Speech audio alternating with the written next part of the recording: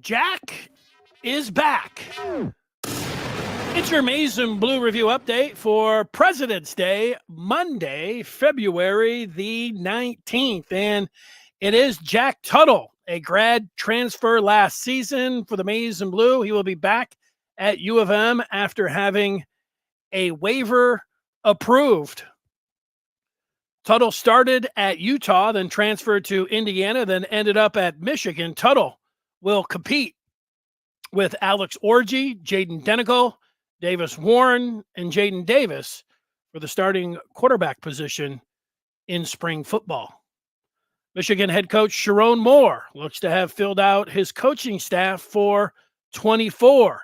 Here is the presumptive staff: Kirk Campbell, OC and quarterbacks; Ron Bellamy, wide receivers; Mike Hart, Steve Kasula, running backs and tight ends coaches respectively; and 27-year-old Grant Newsome. He was promoted from tight ends to offensive line coach for the Maize and Blue.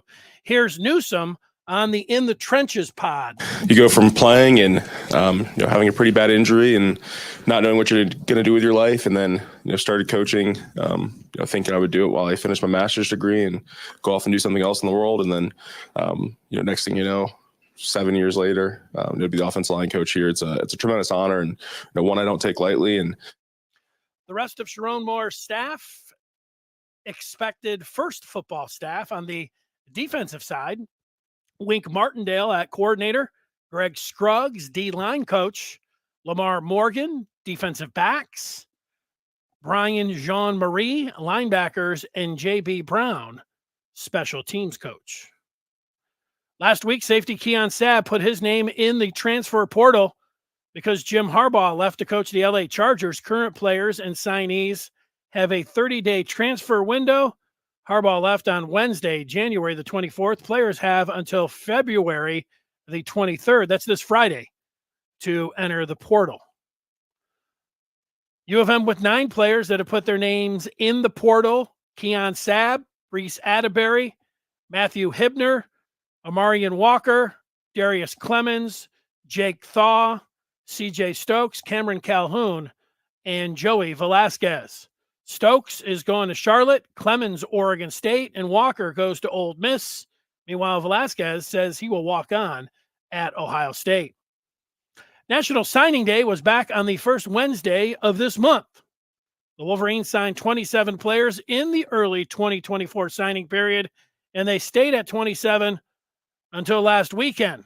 24 three-star signee Jaden Smith requested and was granted a release from his national letter of intent. So U of M's 24 class sits with 26 players and stays at number 13 overall in Rivals.com's team rankings as of this morning, President's Day. Michigan has 3 players committed right now to its 2025 recruiting class: 4-star tight end Eli Owens, defensive end Bobby Kanka from Howell, Michigan, and quarterback Carter Smith, the 2023 Gatorade Player of the Year in Florida.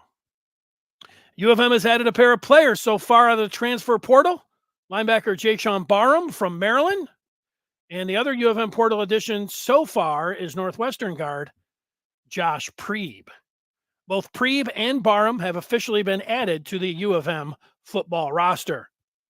The Michigan football spring game date is set April the 20th, 4/20.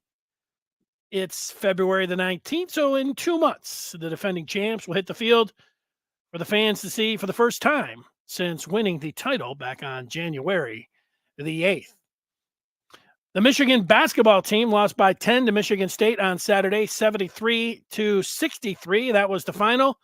U of M was shut out in the last seven minutes of the game.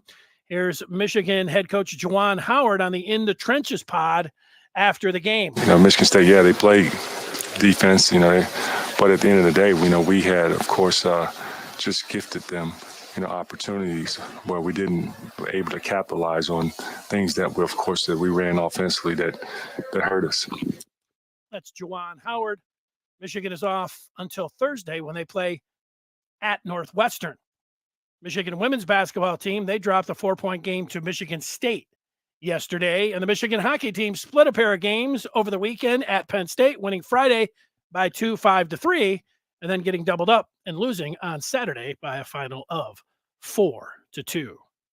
That's the latest on Michigan. Stay tuned for Good Afternoon Michigan football at the top of the hour.